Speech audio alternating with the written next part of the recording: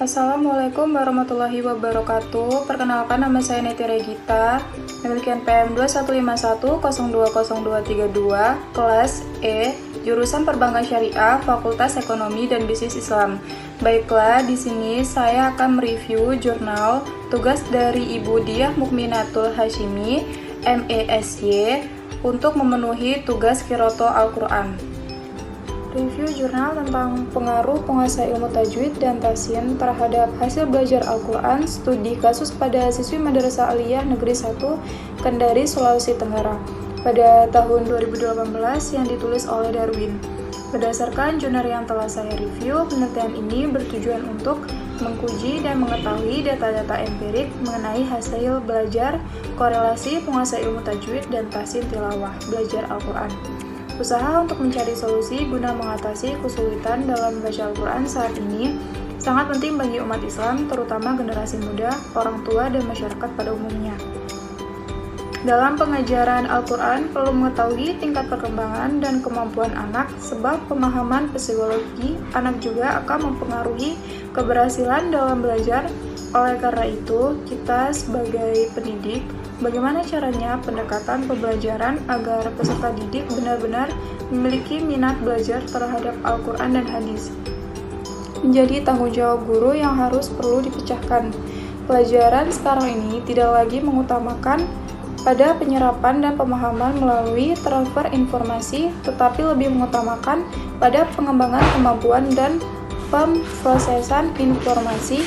Untuk itu, aktivitas peserta didik perlu ditingkatkan melalui peran aktif dan latihan-latihan atas tugas belajar dengan belajar secara mandiri, sehingga ia mampu memahami dan menjelaskan ilmu yang diberikan sebagaimana yang dijelaskan oleh guru pelajaran membaca Al-Quran secara tajwid dan tasin. Hingga saat ini, yang secara umum kurang diminati oleh peserta didik. Menurut definisi bahwa penguasaan ilmu tajwid dan tilawah Al-Quran tergolong ilmu untuk mengkaji Al-Quran di mana keadaan keduanya terintegral. Ilmu tajwid berorientasi pada cara masalah pengucapan. Yang pertama, mahrijul huruf, membahas tentang tempat-tempat keluarnya huruf. Yang kedua, sifatul huruf, membahas tentang sifat-sifat huruf. Yang ketiga, ahkamul huruf, membahas tentang hukum-hukum yang lahir dari hubungan antara huruf. Yang keempat, ahwal Maqdi Qasar, membahas tentang hukum-hukum memanjangkan dan memendekkan huruf.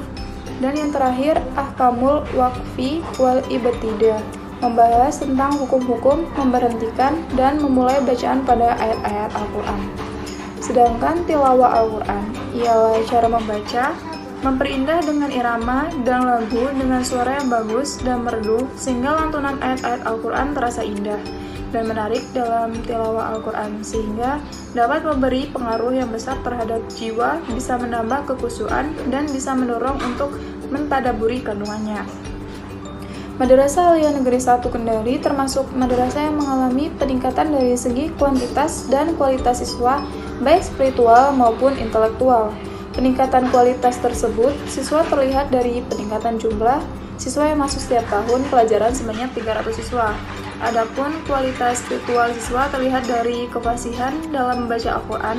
Siswa pada kegiatan rutin dalam membaca Al-Quran di awal sebelum pelajaran dimulai, khususnya membaca surat Al-Fatihah dan surat-surat lain, dan khususnya dalam kegiatan sholat zuhur, guru dan siswa dengan berjamaah.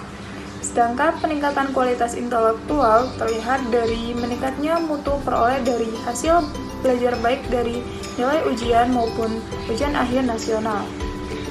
Demikian pula, pada peningkatan hasil belajar itu terlihat dari keikutsertaan siswa Madrasah Aliyah Negeri 1 Kota Kendari pada musabaqah tilawah Quran, baik tingkat kecamatan, tingkat kabupaten, tingkat provinsi, dan tingkat nasional.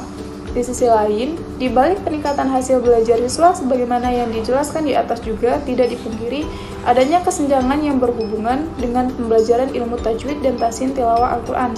Madrasah Aliyah Negeri 1 Kota Kendari.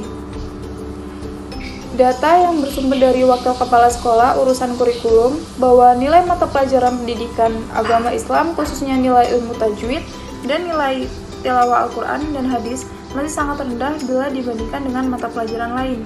Dalam hal ini dapat diketahui Dari persentase jumlah siswa yang mengikuti jumlah program remedial pada 3 bidang studi tersebut masih sangat tinggi.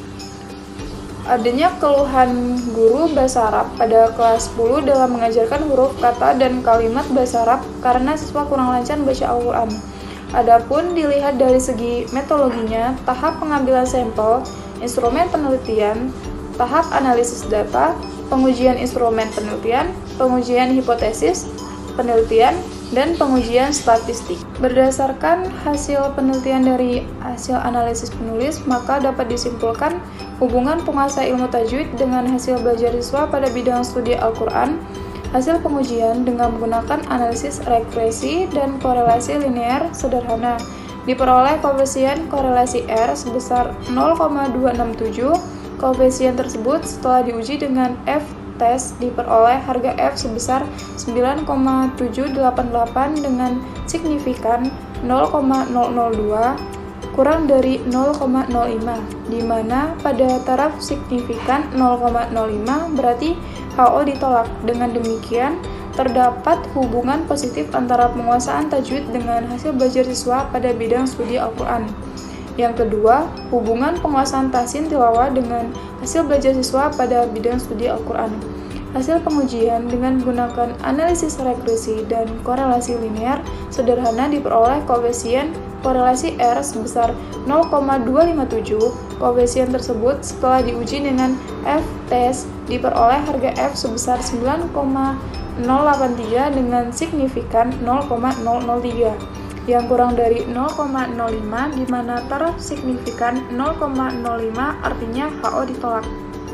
Dengan demikian, hasil pengujian tersebut menunjukkan terdapat hubungan positif antara penguasaan tilawah Al-Quran dengan hasil belajar siswa pada bidang studi Al-Quran.